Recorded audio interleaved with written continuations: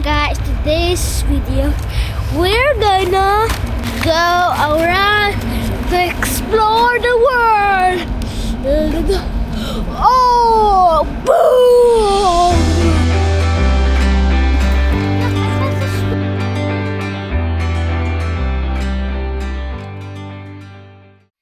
Isang magandang umaga sa inyong lahat. Ngayong araw pala ay aalis ako.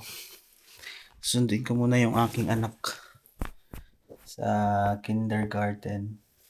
Bibili lang kami ng wrapper at iba pang kailangan para sa siomai dun sa Asian Market dito sa pinakamalapit.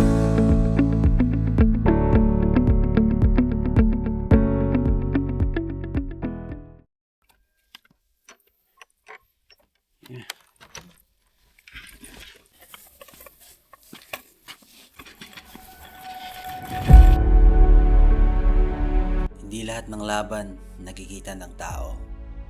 Minsan, ang kalaban mo mismo ang takot mo.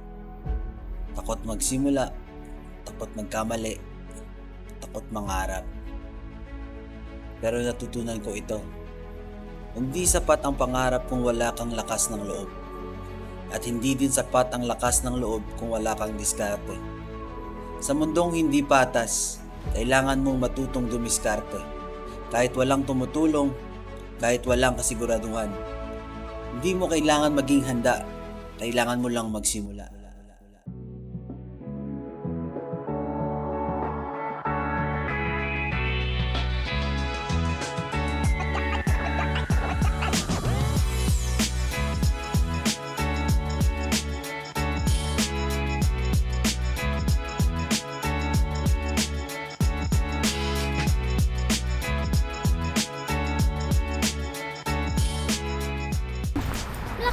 Nan, Super strong koi. bumili na lang ako. Akso balay. May abit lang. Yan. 1, 2, 3. Yun, pagtapos namin bumili ng kailangan para sa siomai, bumili din pala ako dito ng goldfish na marinated. Wow. At saka bumili din ako ng sili pang himagas namin mamaya. Tapos bumili din ako paborito kong shampoo, UFC, at saka paborito kong conditioner, Mang Tomas. Yan. Tsaka yan, bihon gagawin ko pang scrub pag naliligo. Siyempre, ang paborito kong tuna na pula-pula pa yung hasang. Tapos chicken feet na kaliwa lahat na paa. Ayaw kasi ng kanan, di malasa eh.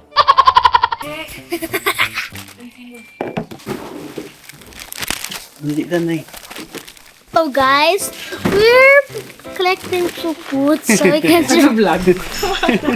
we collecting food so we can survive. Okay? Not today. Not today. Let me see where Pagkatapos nga namin nabili lahat, umuwi na din kami.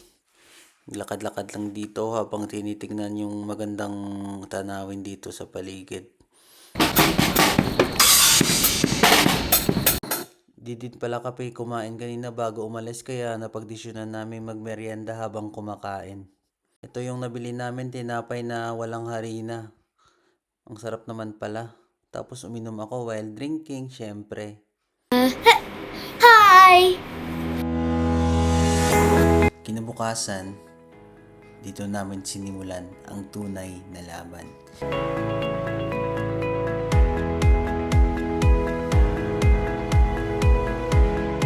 Bawat siomai na ginagawa namin, hindi minamadali. Pinaghahandaan. May halong tiyaga, may halong pangarap, at higit sa lahat, may puso. Hindi lang ito pagkain na binebenta.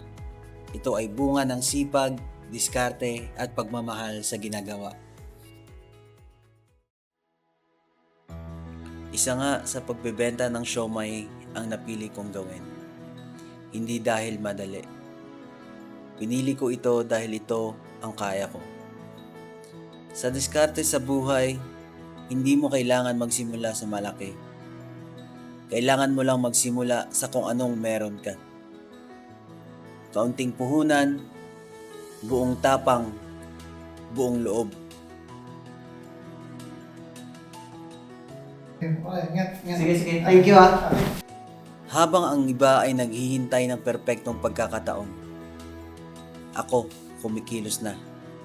Kasi ang pangarap, hindi naghihintay. Diskarte sa buhay, ang tangi kong sandata.